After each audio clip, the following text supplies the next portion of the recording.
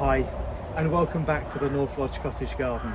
I, as always, am the gardener Ben, and today the rose I'm going to be talking to you about is the introduction by David Austin Roses from 2022, launched and named after our late Queen, Her Majesty Queen Elizabeth II. This beautiful rose is Elizabeth. I gave you my first thoughts and impressions of this particular rose last year after it was launched, but this is my full personal review. I've actually got Elizabeth growing here in a pot, which is something that David Austin do suggest, but this is a really quite large rose, and much like the other introduction from 2022, it's actually ever so slightly larger than David Austin are saying.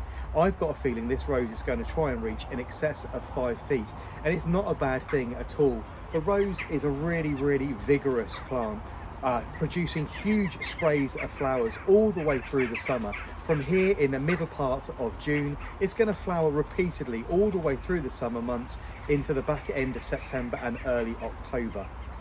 It's got quite a floppy and informal habit, which is why I've actually given it this wigwam of hazel canes just to give it some support.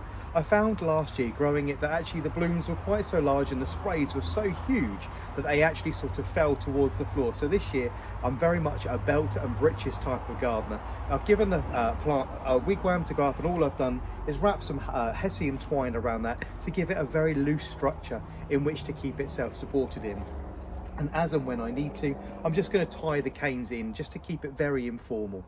But Elizabeth is a strong, very vigorous rose, I say, reaching upwards of 5 feet. You can see, although it's in a pot, this leader here standing well above my head. I'm 5'7", already standing at about 5'8", 5'9", and I've got a feeling it's going to keep on going because there's a lot of bloom here, but it's going to keep on growing.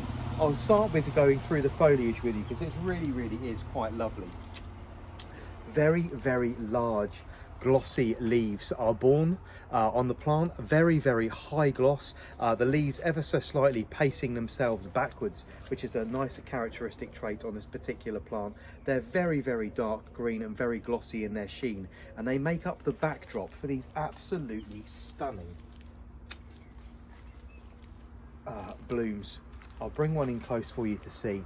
Ranging in colour all the way from a very soft pink, bringing in lots of tones of apricot, soft yellow, a really beautiful flower, opening almost flat, and a rosette of petals right into the centre around that beautiful cluster of stamens.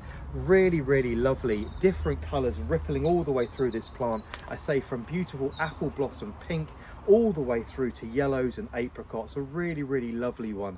If you're familiar with growing Anne Boleyn, also from David Austin Roses, you'll find the shape of the bloom and the size of the bloom very similar. I say opening completely flat to that beautiful disc shape. The petals will ever so slightly peel back towards the stem itself, but giving you a really lovely view of the actual flower.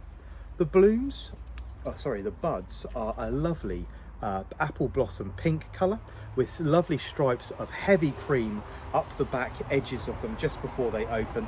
That telltale David Austin flick coming off the top of the bud just before it actually cracks open. Flowers are born in the very beginning part of the season individually, and as the plant really finds its stride moving into the end of June and July, you're then having flowers produced in absolutely massive sprays. You can see this one just here containing probably something in the region of 25, maybe onto 30 buds all on one spray.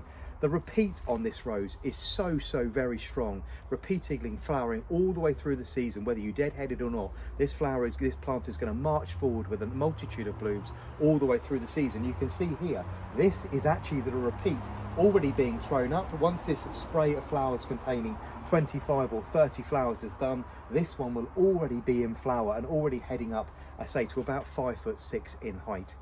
The actual plant itself is laced with thorns. It's not the best variety for being thornless, so if you are going to grow it in a container or in a high traffic area, do make sure that you're being careful with it, because it does have quite a large thorn count. You can see there, just like it's actually very similar with its thorns to Princess Anne, which is another bloom that produces flowers very similar in shape to these, with flowers measuring around 3.5 inches across.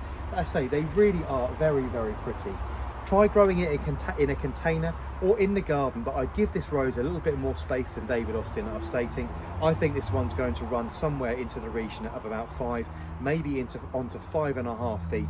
I'm going to continue to give it some support, so maybe you want to give it an obelisk or a singular pillar, or just a very basic wigwam of hazel canes like I have as well. Another bonus point with Elizabeth is its incredible fragrance. It has a strong old rose fragrance, so it's very, very heady and floral in its notes, with plenty of back edges to it as well. The upper notes are citrusy and lemony, so they're fresh and floral and very, very feminine. And then being old rose fragrance, you've got a lovely mirth edge at the back of it. So again, you've got those heady, heavy sense of sandalwood and mirth right at the back. It really is very, very pretty, and a rose that you're going to want to grow. Those of you that message me often about the old rambling rose, Phyllis Bride, where it changes through a multitude of colours, Elizabeth is going to give you that kind of show in the garden. In cooler temperatures, I say opening a beautiful soft apple blossom white. In warmer temperatures, bringing through those lovely yellow and apricot tones rippled through the bloom. But this is Elizabeth from David Austin Roses, bred and introduced in 2022. This is a stunning rose and is going to comfortably make top 10 with me this year.